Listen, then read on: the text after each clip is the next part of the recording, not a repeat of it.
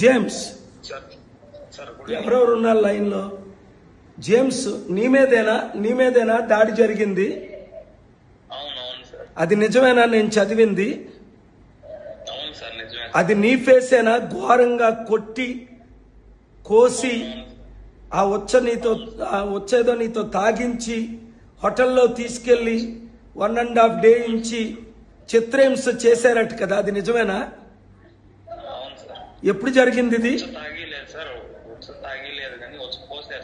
వచ్చ పోసారు నీ మీద, చెదగొట్టారు, కోసారు నీ ముఖం మీద, రాడ్లతో కొట్టారట. అబ్బా, మరి ఎలా తప్పించుకున్నావు? ఎన్ని రోజులు నిన్ను 1 డే చేశారా? ఇలాగా 2 డేసా? 1.5 డే నీకు ఇలాగ 1 డే 1.5 డే చేశారు. ఏదో అరగంట గంట కాదు. మరి ఏ ఊర్లో జరిగింది ఇది? తిరుపతి ఎక్కడ? ఏ గ్రామం ఇది? సిటీలోనేనా? ఆహా, ఎలా నిన్ను తీసుకెళ్లారు? సార్ నన్ను కొట్టారు సార్, నేను స్పృహ కోల్పోయాను సార్. తర్వాత బైక్స్ లో తీసుకెళ్లారు. అయ్యో బాబాయ్, నిన్ను కొడితే నువ్వు స్పృహ కోల్పోతే నిన్ను ఎత్తుకొని వెళ్ళిపోయారు. ఎంతమంది? దాదాపు 10 మంది దాకా ఉంటారు. 10 మంది. మరి నీతో పాటు ఇంకెవరున్నారు? నాతో పాటు ఇంకొక అబ్బాయి ఉన్నాడు సార్. ఆ అబ్బాయి పేరేంటి? ఇంకొక అబ్బాయి పేరు? అబ్బాయి పేరు సాయి సార్. సాయి. ఆయన్ని కొట్టారా? అబ్బాయిని కానీ కొట్టి బట్టలు తీసి అతని చెప్పులు అతని కళ్ళ మీదే పెట్టుకోమని, వాళ్ళందరూ కాళ్ళు కొట్టుకోమని, లేకపోతే సిగరెట్లతో కలుస్తామని చెప్పి అట్లంతా బెదిరించి ఈ 10 మందిని నువ్వు గుర్తిస్తావా?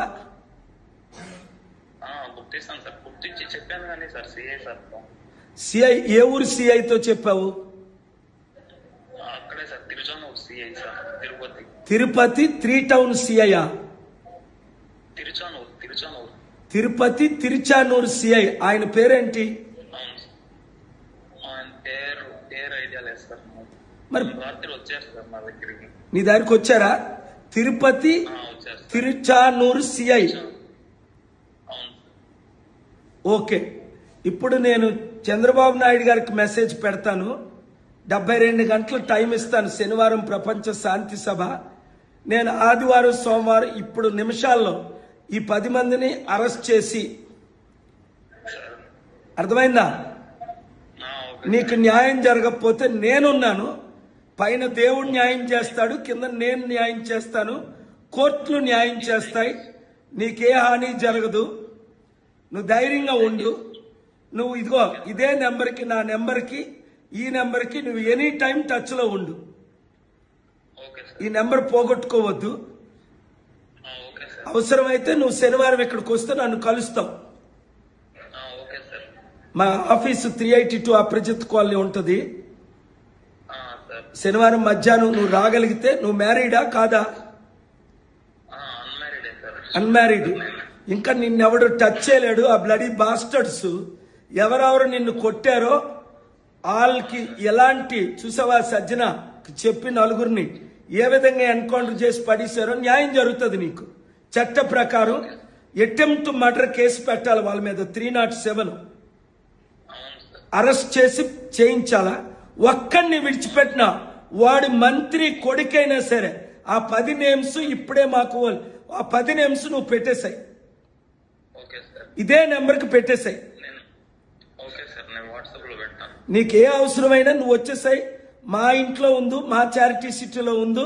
నేను ఇంకెవ్వడు టచ్ చేయలేడు. నీ ఫ్యామిలీని అందరినీ ఏమైనా భయం ఉంటే ఆ సాయిని కూడా తీసుకొని వచ్చేసాయి. మేము నీకు షెల్టర్ ఇస్తాం, అన్ని ఫ్రీగా చూసుకుంటాం. ఇప్పుడు నీతో మాట్లాడింది మేము మీడియాకు కూడా పంపించేస్తాం. ఎందుకంటే ఇది అందరికీ తెలియాల. ప్రవీణ్ పగడాలది హత్య అని నాకు తెలిసిన తర్వాత నేను ఎలా డిఫెండ్ చేశానో చూసా కదా మీడియాలో, పబ్లిక్ లో. ఆంధ్రప్రదేశ్ హైకోర్టు, సుప్రీంకోర్టు కూడా వెళ్తున్నాం. ప్రపంచ దేశాలన్నీ స్పందించాయి. సెనేటర్స్, అమెరికన్ కాంగ్రెస్ మెన్లు స్పందించారు. ఎవరిని స్పేర్ చేయు. ఈ కుల కుటుంబ కుట్ర ఎవడు చేసినా వాడిని సహించు.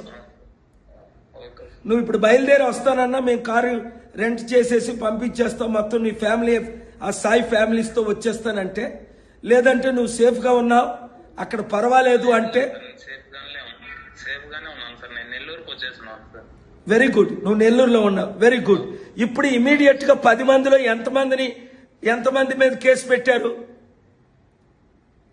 అది సమ్ అదర్స్ అన్నాం సార్. ఆ లోపల ఉన్న అక్కడ సీసీ కెమెరాలో ఉన్నారు సార్ వాళ్ళందరూ సార్. ఆహా, ఎంతమంది మీద కేసు పెట్టారు? ఏ సెక్షన్లు పెట్టారు? కిడ్నాపింగ్ సెక్షన్ 307 అటెంప్ట్ మర్డర్ పెట్టారా లేదా? పెట్టారు సార్. కిడ్నాప్ కేసు పెట్టారు, అటెంప్ట్ మర్డర్ కేసు పెట్టారు, ఇంకా SC/ST కేసు అని పెట్టారు సార్. వాళ్ళందరిని అరెస్ట్ చేశారా? జైల్లో పెట్టారా?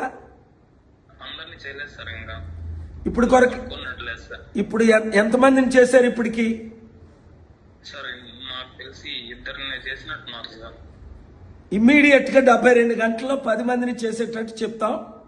ఆ తర్వాత నేనే యాక్షన్ తీసుకోవాలి అది తీసుకుంటాను. నువ్వు మాతో టచ్ లో ఉండు. నువ్వు కాల్ చేసి హెల్ప్ అడిగావు, హెల్ప్ అడగని వాళ్ళకి కూడా మద్దతు ఇస్తున్నావు. Okay sir. ఏ అన్యాయాన్ని అవినీతిని మనం సహించం.